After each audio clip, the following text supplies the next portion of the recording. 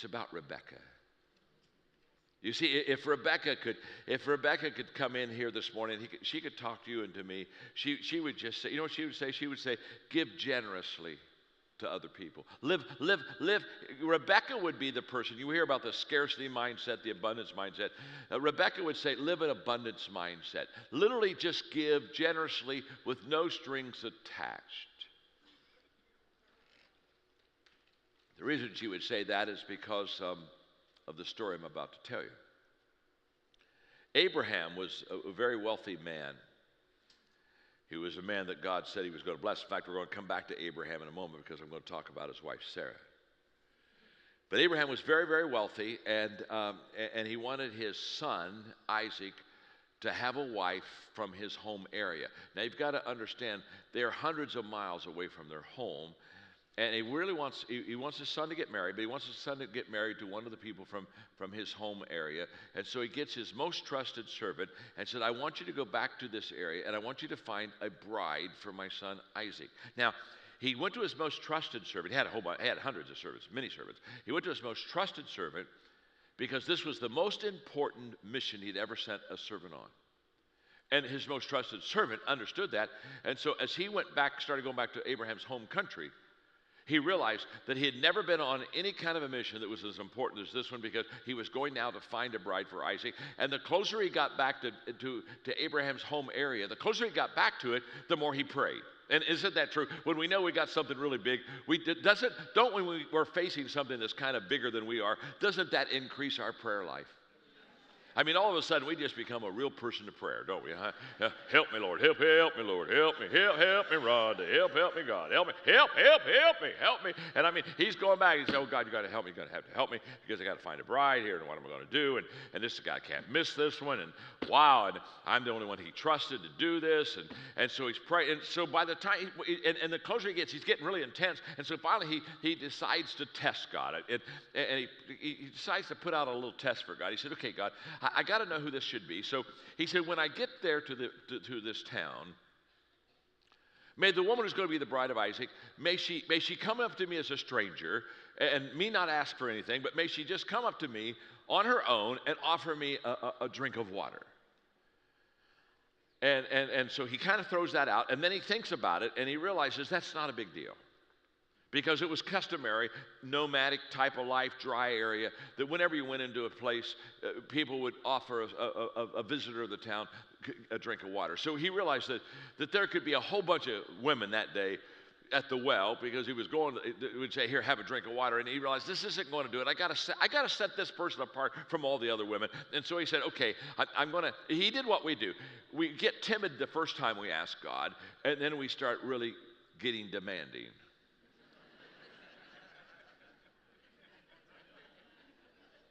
Do you ever up the ante on God? You know, I know, God, I talked to you about this yesterday, but I've been thinking. And could we just kind of stack it a little bit higher? Okay, I do that all the time. And so he starts. Now he's only a day away, and he said, this isn't yet a good test. He said, may the woman that's going to give me water, that offers me water, may she also offer my camels water to drink also.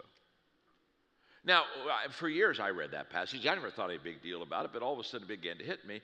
When he began to say, could she offer my camels, I began to do some research on it. You realize that a camel, after a day's journey, will drink 20 gallons of water. And he had 10 camels. So he said, may Rebekah not only offer me something to drink, may she also offer my camels something to drink. In other words, he said, well, this lady who doesn't even know me, not only say, here, you want a bottle of water?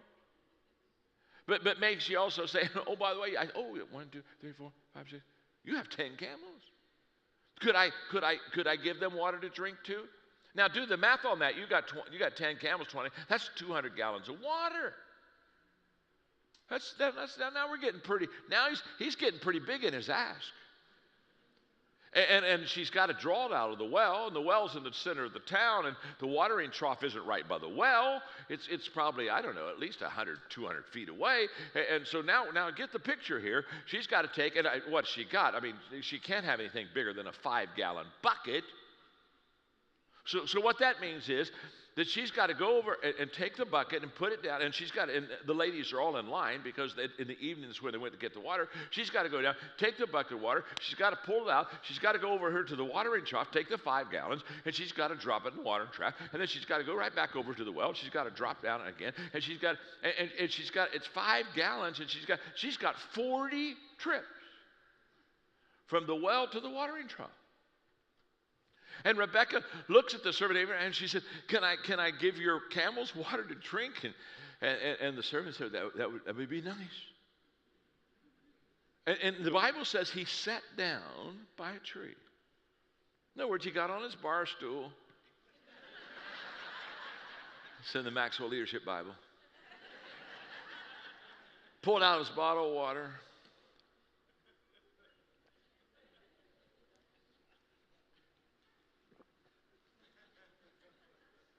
And watched her.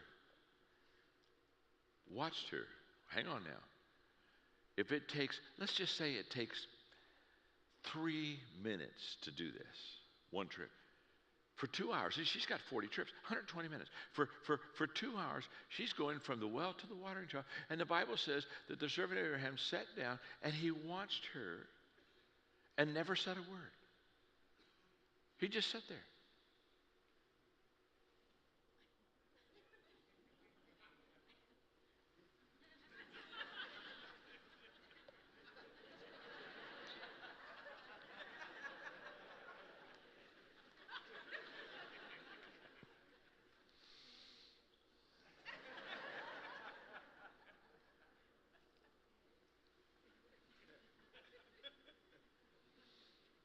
For you that are in Roddy's speaking class, this is called building anticipation.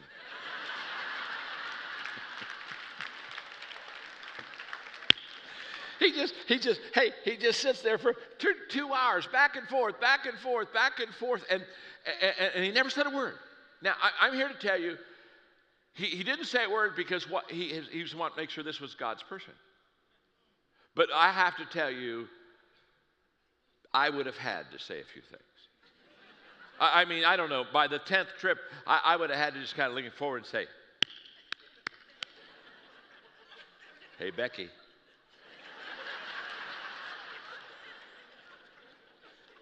Way to go, girl. Come on. Hey, Becky. Keep it up. I've got some sacks over here, and I've got some gold from my master. And if you'll just kind of keep doing this, when you're done feeding the camels, we're going to go to your house. I'm going to give jewelry to you and to your family, and I've got some good presents for you. And oh, Becky, I just tell you right now, if you could just finish this feeding of the camel, I'm here to tell you, you're going to get married into one of the wealthiest families in the East.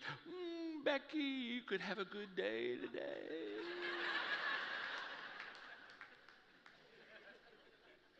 He never said a word. Never said a word until she finished it. And when she finished it, all of a sudden she saw what was on the other side. And this is kind of beautiful in a culture that basically, the culture that we live in today, that basically says, before I say what I'm going to do for you, what are you going to do for me? In an entitlement culture of you know what, hey, I mean, after all, don't I deserve this? In a culture that basically, says, I don't do windows. Boy, I'm glad Noah didn't say I don't do boats. I'm glad Moses didn't say I don't do rivers. I'm glad David didn't say I don't do giants. Come on. I'm glad John the Baptist said, don't do baptisms. I'm surely glad Mary, when the angel came to Mary, I'm glad Mary didn't look at the angel and say, excuse me? I don't do virgin births.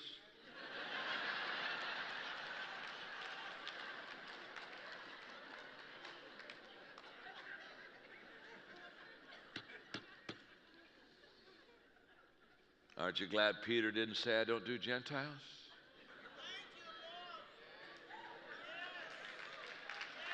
Aren't you, aren't you glad that Paul didn't say, I don't do letters? Aren't you glad Jesus didn't say, I don't do crosses?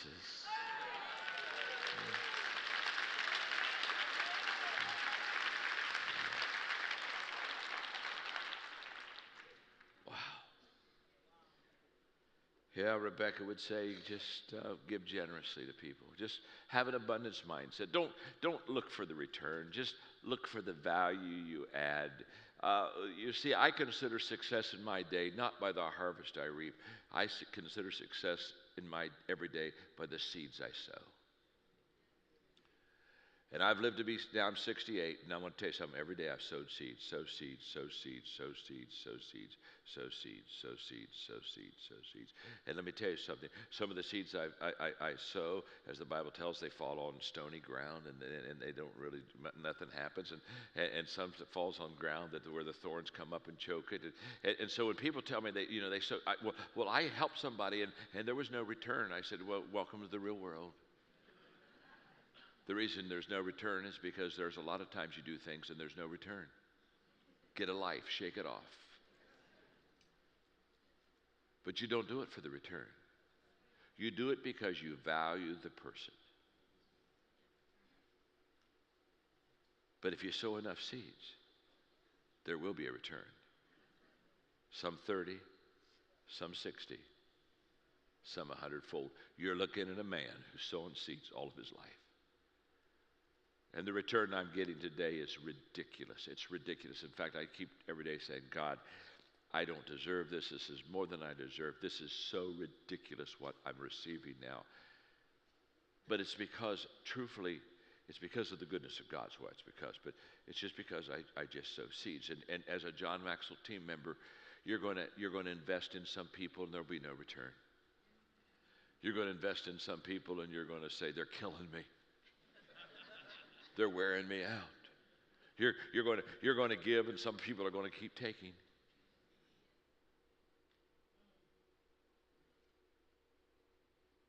But the day that you understand the reason that you give is because you value people.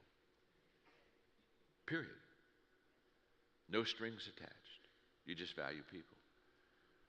And Rebecca would just say to you and me, she would just say, have an abundance mindset. Just be generous. Just be giving. In fact, I've often wondered how many other strangers Rebecca gave water to. Come on now. You ready? Could you fasten your seatbelts? I've wondered how many times did Rebecca give water and give camels water to drink, and at best she got a thank you. But she just kept doing the right thing. Listen to me. There's a message here, and the message is you just every day do the right thing because it's the right thing, period. It's just the right thing. It's just the right thing.